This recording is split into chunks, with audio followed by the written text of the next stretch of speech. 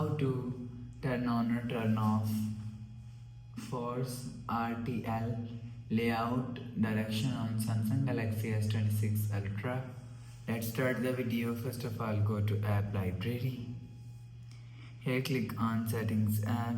Now in setting, scroll down and click on developer option. After click on developer option, scroll down and click on force RTL layout direction from here. Scroll down.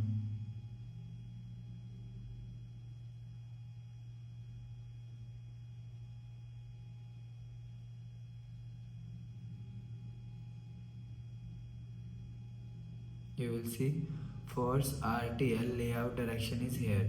If you want to turn on force RTL layout direction, so turn on this button. After turn on this button, you will see force RTL layout direction is turned on. If you want to turn off force RTL layout direction, so turn off this button. After turn off this button, you will see force layout direction is turned off. You will turn on or turn off force layout direction from here. After the process, go back to home screen. So that's how you can turn on or turn off force RTL layout direction on Samsung Galaxy S26 Ultra. If you like the video, please subscribe. Thanks for watching.